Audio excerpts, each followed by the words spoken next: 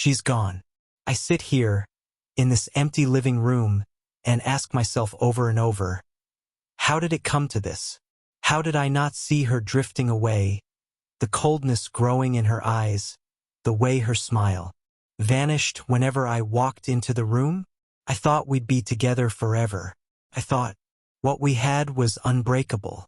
When we first met, Liz was my entire world. Her laughter, her energy, she was like a spark that lit up everything around her. I remember us walking by the lake, talking about dreams and wild plans, opening her own bakery, traveling across the country, learning to dance the tango. We were young, a little foolish, but insanely happy. I did everything I could to keep her happy. Took on extra work so we could afford a small house outside the city. I worked my hands raw, making this place feel like home. Every little detail thought out with her in mind. I thought I was building a future for us, a place where we'd grow old together. But now it feels like none of that mattered. The house is still filled with her things. Her perfume lingers in the air, but she's gone. And I'm left here, alone, sifting through memories and wondering how everything fell apart. Anger mixes with regret, a bitter ache that I can't shake. How could she just walk away from everything we built? Were all those years just a lie? Maybe I lost her long before she actually left. Maybe in all my efforts to be a good husband, I forgot to really see her, to understand what she truly needed. Maybe I was so focused on keeping our life stable that I missed the signs, the cracks that were widening under the surface. She's gone, and I'm left in this empty shell of a life we built together, wondering who I am without her. I met Liz on a Friday night at a bar downtown. I'd gone there after work, tired, hoping to unwind with a beer and maybe catch the game on the dusty TV above the counter. I wasn't expecting anything special that night, just the usual. But then she walked in, and it was like the whole room shifted. She wore a red dress that hugged every curve, flowing over her hips and stopping just short, enough to make every man in the place forget what they'd been thinking about before she walked in. Her hair was dark and glossy, tumbling over her shoulders, and her eyes, God, her eyes were sharp and dangerous, like she knew exactly the effect she was having on everyone there. She had that confident walk, hips swaying like she owned the ground she stepped on. I remember thinking she was too beautiful for a place like this, like she belonged somewhere finer, brighter. Somehow I gathered the nerve to approach her. I don't even remember what I said, but she laughed. A throaty, sultry laugh that I felt right in my chest. She looked at me with a smirk, and I knew right then I was in trouble. We talked, or at least I tried to talk, but the way she looked at me made it hard to keep my head straight. She'd lean forward, just a little, letting me catch a glimpse of her cleavage, the smooth curve of her skin just peeking over the neckline. Every move she made was like an invitation or maybe a challenge. That night, we didn't go home together. No, she left me wanting, left me thinking about her all night. But a few days later, she agreed to meet me again.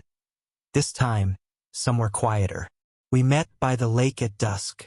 She was wearing a loose white shirt, the kind that clung to her in all the right places and left just enough to my imagination.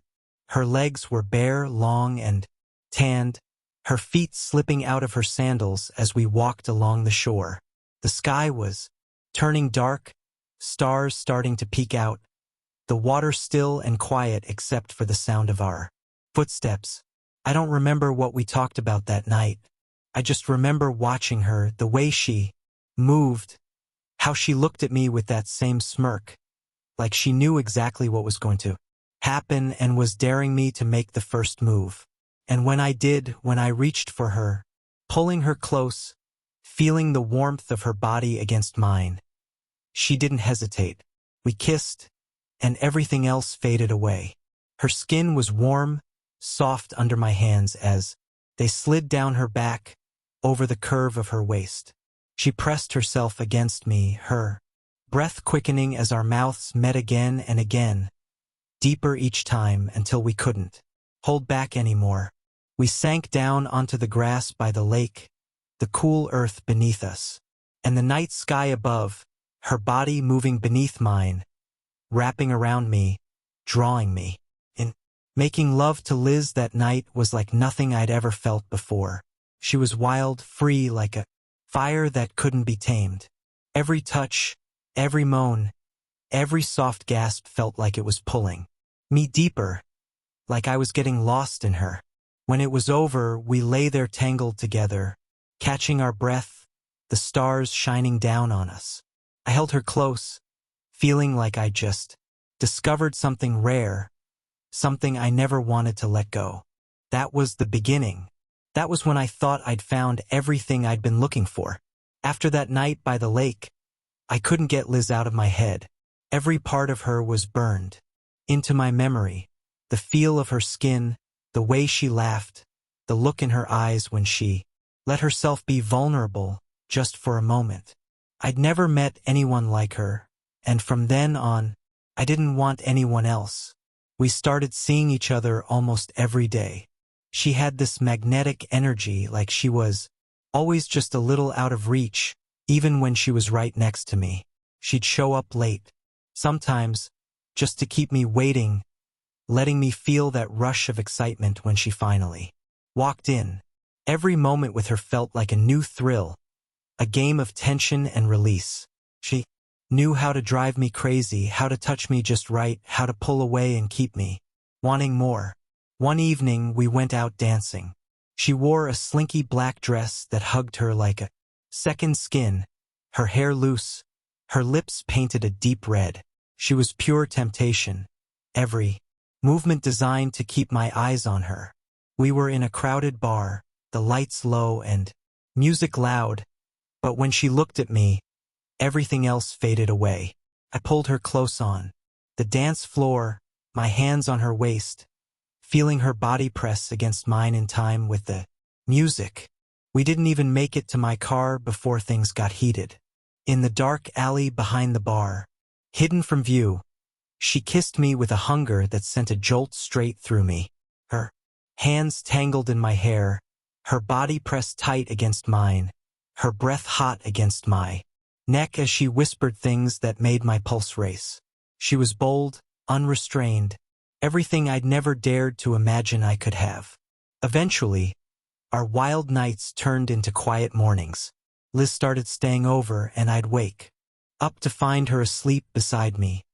Her hair spread across the pillow, her bare shoulder catching the first light of dawn. She'd open her eyes slowly, stretch with a lazy smile and pull me close as if we had all the time in the world. Those mornings felt like magic, like the universe had paused just for us, giving us a moment of peace in each other's arms. Over time, I fell for her completely. I didn't just want her body, didn't just crave those nights where we lost ourselves in each other. I wanted everything. Her dreams, her laughter, her sorrows. I wanted to be the one she turned to, the one she trusted. And for a while I thought I was. When I asked her to move in with me, she laughed, called me impulsive, but a few days later, she showed up at my door with a bag and that same smirk. We settled into a life together, one I thought was perfect. I'd work long hours, but every night I'd come home to her. Some nights she'd be waiting with a bottle of wine, dressed in nothing but one of my old shirts. Other nights, she'd pull me out of the house, dragging me into her world of spontaneity and adventure, making me forget all the worries and responsibilities I'd let weigh me down over the years. We had our share of fights, of course. Liz was fiery, opinionated, and didn't hold back. She hated routines, hated feeling like she was tied down. I knew this, but I thought our love was enough to make it work. Every time we argued, I'd hold her close afterwards, whispering promises, telling her I'd never let her go. And she'd look at me with that same spark, her fingers tracing patterns on my chest, and I'd believe her when she said she'd stay. But somewhere along the way, things started to change. The thrill that once felt so electric began to dull. She started staying out late without me, her laughter growing distant, her smile fading. I'd find her staring out the window, lost in thought, and when I'd ask what was wrong, she'd just shake her head, saying everything was fine. I wanted to believe her. I needed to believe her. One night, I woke up and found her side of the bed empty. I got up, heart pounding, and found her sitting alone in the living room, a glass of wine in her hand, staring into the darkness. When I asked her what was going on, she just looked at me, her eyes tired, as if the weight of something unspoken was pressing down on her. She reached out, touched my face gently, and whispered, "Do you ever wonder if we're meant for something more than this?" I didn't know how to answer. I told her I loved her, that she was everything I needed. But the look in her eyes told me that maybe, just maybe, I wasn't enough for her anymore. From that night on, there was a distance between us that I couldn't bridge. I kept trying, kept holding on to the memories of those early days, of that girl in the red dress who turned my world upside down. I thought if I loved her hard enough, if I worked hard enough, I could keep her close. But the harder I tried, the further she seemed to drift. It started slowly, but soon enough, Liz stopped bothering to hide her new life. She'd come home at odd hours, her perfume thick and expensive, a scent I didn't recognize, nothing like the warm, familiar one she used to wear when we were happy. She began showing up with gifts, too. Diamond earrings, silk scarves, handbags that I knew cost more than I made in a week. I'd see her glancing at them with a kind of self-satisfied smile, never offering an explanation, and I didn't dare ask. Then there were the men. Sometimes she'd walk through the door with one of them, usually tall, slick-looking types in designer suits, the kind of men who laughed too loudly and kept their hands on her back a little too long. They'd linger in our hallway, standing too close, murmuring low in her ear as I sat there, just a few feet away, pretending not to hear. She'd barely look at me as she walked past, as if I were part of the furniture, something old and worn out that she'd long since stopped noticing. But the worst night came a few weeks ago, a night that's burned into my memory like a scar. I couldn't sleep, so I was standing out on the balcony, staring into the street, letting the cool night air calm me down. It was late, near midnight, when I saw a sleek black car pull up to the curb. I'd seen it before, lurking around, but this time it stopped right in front of our building.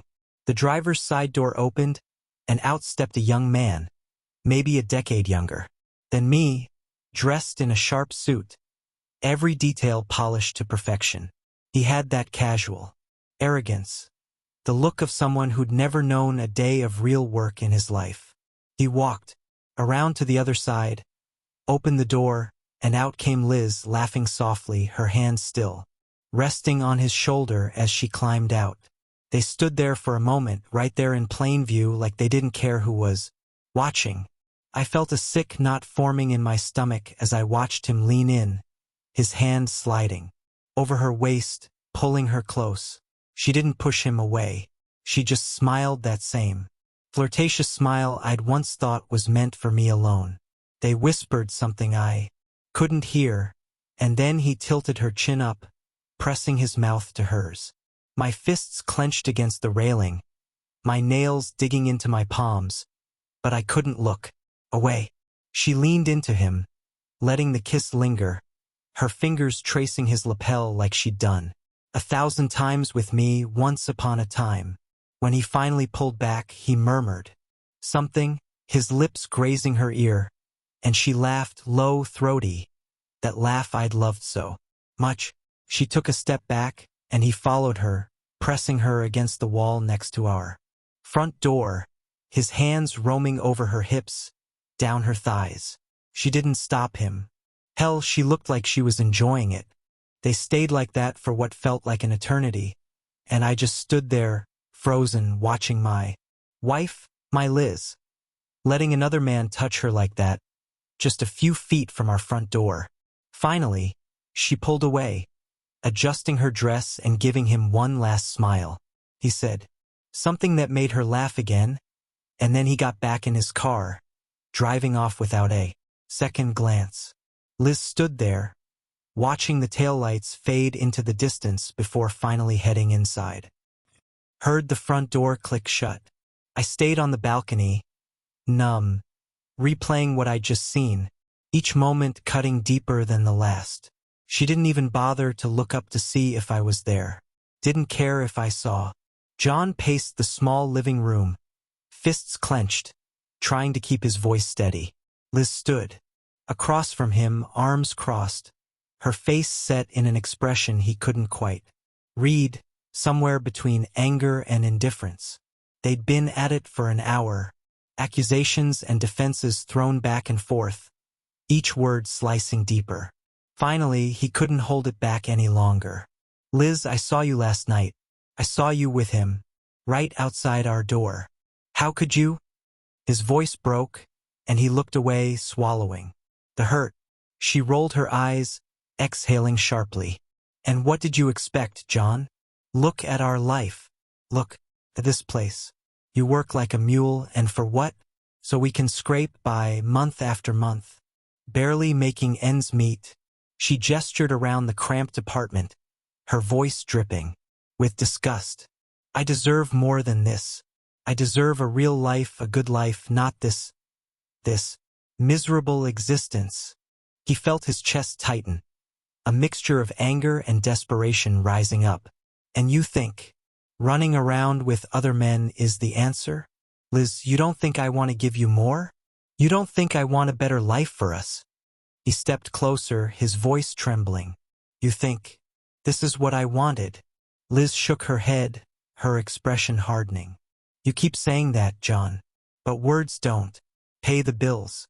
Words don't buy me nice things. I'm tired of living like this.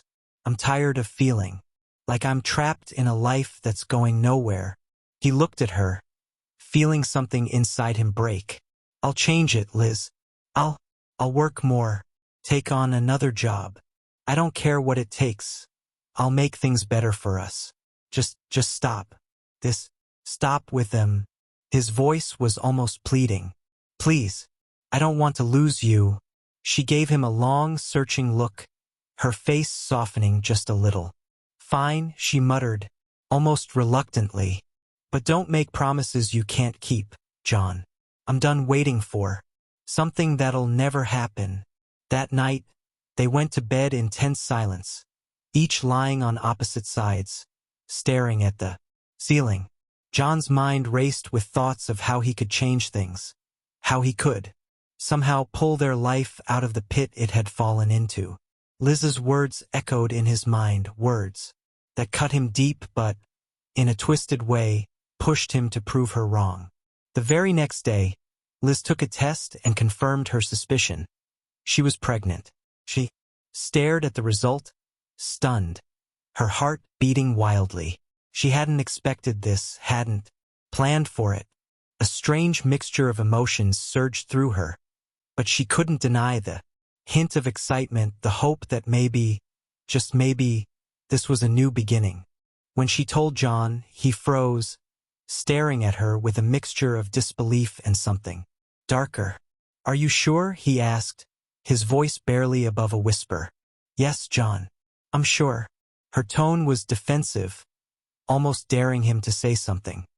He hesitated, the doubt evident in his eyes. But after a long silence, he simply nodded, forcing a smile. Then I'll take care of us. I'll take care of all of us. He reached for her hand, and for the first time in what felt like ages, she let him hold it. With new purpose, John threw himself into work. He picked up extra shifts, found side jobs, and even did handyman work around the neighborhood to bring in a little more cash. Day and night, he pushed himself to exhaustion, all in the hope that he could give Liz and their future child a better life. He'd come home late, collapse into bed beside her, and sleep only a few hours before rising to do it all over again. In time, the strain in their relationship began to ease. Liz stopped going out, stopped seeing the other men. She stayed home, her belly growing with each passing month, and gradually, the tension in their household began to dissolve. John worked tirelessly, but every time he saw her rubbing her stomach or talking softly to the baby, he felt a spark of hope. Maybe, just maybe, things were turning around. When their son, Bill, was born, John felt a kind of happiness he hadn't known in years. He held the tiny, wriggling baby in his arms, feeling an overwhelming sense of purpose. For the first time, he truly believed they could build something together, something real and lasting. Liz softened, becoming more caring, more present. She'd smile when John came home, would let him hold Bill as she watched them, her eyes no longer clouded by resentment. Years passed, and Bill grew into a bright, lively boy. John continued working hard to provide, and although their life was still modest, they had stability. He felt proud of what they'd built, the family he'd managed to hold together despite everything. And he'd thought that Liz, too, had found peace. But as Bill grew older and needed less attention, Liz's restlessness began to return. John started noticing little changes. A new dress here, a freshly applied lipstick there. He'd find her gazing out the window, lost in thought, her eyes distant. She'd stay out later and later, giving vague excuses, her tone laced with impatience whenever he asked where she'd been. One evening, he came home to find her absent. Bill was asleep in his room and John sat alone in the living room waiting. Hours passed and finally, she walked in, her perfume lingering with a faint, unfamiliar scent. She met his eyes with that same old defiance, a look that told him everything he needed to know without her saying a word. And that was when he realized their old life was creeping back in, the life he'd tried so hard to leave behind. John's day at work was long and grueling. Like any other, the hours seemed to drag, and all he could think about was getting home to Bill, maybe sitting down together and reading him a story before bed. It was one of the few things that gave him peace these days, those small, quiet moments with his son. But that night, as John was still laboring away, Liz came home with a man Bill had never seen before. He was tall, broad-shouldered, and dressed in a dark, expensive coat that looked out of place in their worn-down neighborhood. His eyes were cold, a hint of a smirk always lingering on his face. He looked around the small, humble home with thinly veiled contempt, as if the place itself offended him. Liz didn't waste any time. She went straight to the bedroom, grabbing her clothes, jewelry, and anything else she valued. Bill, confused and frightened, stood in the hallway watching as his mother moved back and forth, stuffing her belongings into bags. He was too young to understand fully, but something in the pit of his stomach told him this was different. This time, she wasn't coming back. "Mama," he said, his voice small and trembling. "Where are you going?" She barely glanced at him, her eyes filled with impatience. "I have to go, Bill. Don't make this harder." But why?" He clutched at her dress, his voice breaking. "Don't leave us, Mama. Please, Papa will be sad." "I'll be sad," she sighed, pulling her dress from his small grip and kneeling down to look at him. But her face was cold. "Bill, this isn't my fault. This is your father's doing. If he could have given me a better life, I wouldn't have to do this." Bill's eyes filled with tears. He didn't understand. All he knew was that his mother was leaving, and nothing he said could make her stay. The man she was with stepped forward, his arms sliding possessively around her waist. He looked down at Bill with a mocking smirk, his eyes glinting with satisfaction as if he enjoyed watching the boy's heart break. He guided Liz toward the door, pulling her close as if to claim her in front of her own son. Bill stood there, helpless, watching as the man led his mother out of the house. She turned back for a brief second, her face expressionless, and then she was gone. Bill watched as the man opened the car door for her, his hand on her back as he helped her inside. They didn't look back as the car drove off, leaving the boy alone in the dark, empty house. When John finally got home that night, he felt it the moment he walked through the door, the hollow emptiness, the silence that echoed in every room. He went to the bedroom, and the sight of Liz's empty closet confirmed what he feared. Her clothes, her jewelry, the things she used to scatter around carelessly, all gone. She hadn't left a note. No explanation, just a void where her presence used to be. The weight of it crushed him, a wave of despair that hit him harder than he could have imagined. She'd left him, left their son, left everything behind without a second thought. The anger, the betrayal, and the crushing sadness all mixed into a single unbearable ache that left him gasping for air. Numb, he left the house, barely aware of where he was going.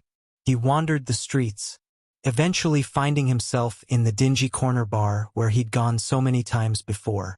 This time, though, he didn't hold back. Drink after drink, he tried to drown the pain, tried to numb the memories of her face, her laughter, the way she used to look at him when they were young and in love. He drank until he couldn't see straight, until the bar around him turned into a blur of voices and colors. Eventually, they kicked him out, muttering about drunks who didn't know when to stop. He stumbled into the cold winter night, barely able to keep his balance, his breath clouding in the frigid air. He didn't make it far. Just a few blocks down, by a neighboring house, he collapsed under an old tree, the snow crunching beneath him. He was too far gone to feel the bite of the cold, to notice the frost that crept into his clothes, his skin, his bones. He closed his eyes, his mind drifting in and out, and all he could think about was the warmth of his old life, a warmth that seemed so distant now. Back at home, little Bill lay awake, worrying about his father. The house was quiet and dark, but something in him kept telling him that something was wrong. Morning finally crept in, and as soon as the first light peeked through his window, Bill climbed out of bed, threw on his coat, and went outside to look for his father. He searched the streets, calling out softly, his little voice lost in the emptiness of the early morning. And then he saw him, his father, slumped under the tree, covered in a thin layer of frost, his face pale and still. "Papa!" Bill cried, running toward him. He tugged on his father's arm, his small hands shaking him, trying to wake him up. But John didn't move. Panicked, Bill ran to their neighbor's house, pounding on the door with all his might. When the neighbor, a kind old man who had known their family for years, opened the door, Bill's words came out in a rush, his voice choked with sobs. "Please, help. It's my papa, he's not waking up." The neighbor threw on his coat and hurried outside with Bill, following him to where John lay, under the tree. But the moment the old man knelt down, checked for a pulse, his face fell. He pulled back, looking at Bill with a sorrowful expression that said more than words ever could. "Bill," he began softly, his voice thick with emotion, but Bill already knew.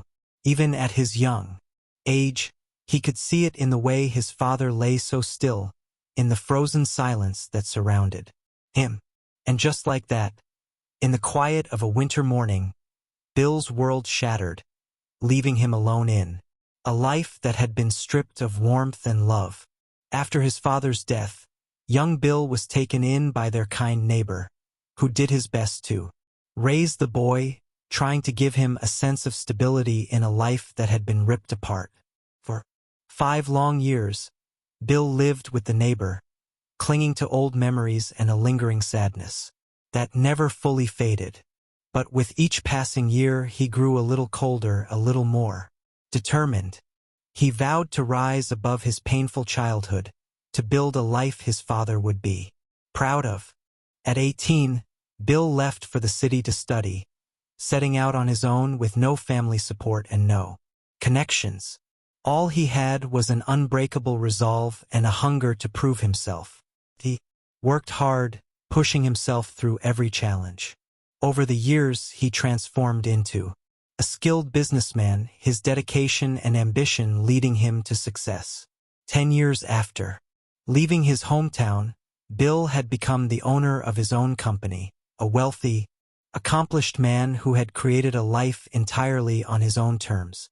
On the anniversary of his father's death, Bill returned to his hometown to visit his father's grave. He stood before the simple headstone, a grown man now, his success evident in the fine suit he wore and the car he drove. But as he looked down at the grave, he felt a familiar ache in his chest, a reminder of the life he'd lost, the sacrifices his father had made, and the love that had been ripped away by betrayal. After paying his respects, a thought crossed his mind, something he'd been avoiding for years. He decided to visit his mother. Driving through the wealthier part of town, Bill arrived at a large house, the house where his mother now lived with the man she had left them for. He stepped out, feeling a strange mix of resentment and curiosity. When he rang the doorbell, a housekeeper answered, surprised at the sight of the tall, well-dressed man at the door. After a brief conversation, she reluctantly led him inside and called for Liz. When she finally appeared, Bill barely recognized her. The glamorous, vibrant woman he remembered was gone, replaced by someone older, faded and worn down. Her face was lined and weary, her beauty dulled by years of indulgence and regret. She wore heavy makeup that only emphasized her age, her hair dyed a harsh shade that didn't suit her. Her eyes, once lively and confident, now held a hollow, tired look. She gazed at Bill with surprise, a flicker of recognition crossing her face. But there was no warmth in her expression, only a guarded, uncertain look, as if she wasn't sure what he wanted from her. They sat together in an awkward silence. Bill could see bruises on her wrists, faint but visible. He noticed the way she flinched at every distant sound, her eyes darting toward the door as if expecting someone to walk in and reprimand her. It wasn't long before he heard raised voices from another room, the unmistakable sound of her husband's angry shouting. She tensed, her face paling, and in that moment, Bill understood everything. She wasn't the queen of this house. She was a prisoner. She had traded one life for another, only to become a shadow of herself, discarded and unloved. The man she'd left them for had no respect for her. She was just another possession, someone to be kept, used, and ignored. Liz tried to start a conversation, but Bill could barely bring himself to respond. He felt nothing but a cold, distant pity for the woman in front of him. She wasn't his mother anymore. The person who had once been his mother had died long ago, leaving behind a stranger who had chosen a path of betrayal and selfishness. He had no anger left, only a hollow acceptance that this was the life she'd chosen. Without a word, he stood up, glancing at her one last time. She looked back at him, her expression unreadable, as if she were waiting for something, for forgiveness perhaps, or maybe just acknowledgement. But Bill had nothing left to give her. He turned and left, walking out of the house without looking back. As he reached his car, he felt a strange sense of closure. She had become nothing more than a memory, a reminder of what he'd overcome, of the life he'd built in spite of her choices. And as he drove away, he knew he would never return.